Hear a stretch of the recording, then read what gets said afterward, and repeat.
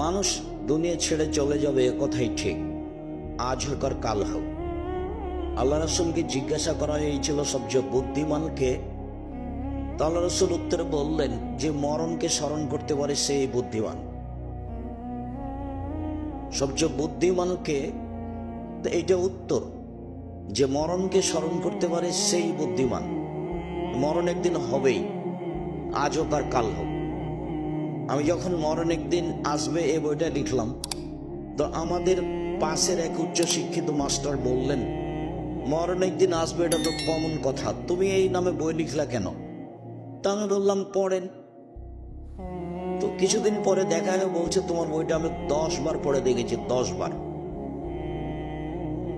তো আমার জীবনে আমি যত বই পড়েছি তাতে এই বইটাই আমি 1 নম্বরে রেখেছি, উচ্চ শিক্ষিত মানুষ। মরণ একদিন আসবেই। মানুষের জীবন একেবারেই অস্থায়ী, আর যা উপার্জন করেছে তা 4 ভাগে ভাগ। যা খায় তা পায়খানা, মা কালা ফাফনা।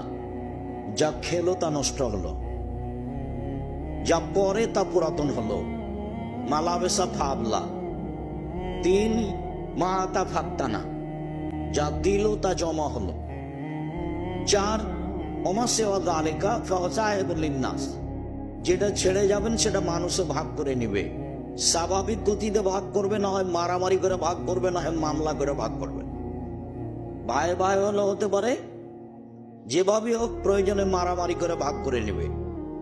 আমাদের গ্রামে বাপ মরার কিছুদিন পরে বাড়ির সব কিছু ভাগ করা শুরু করলো, তো এক পর্যায়ে ঢেঁকিটা কেটে ভাগ করে নিল।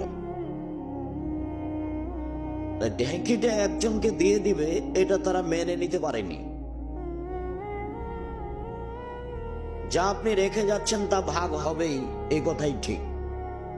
অতএব জীবনের নাম হলো মিছে মিছে, আছে আর নেই।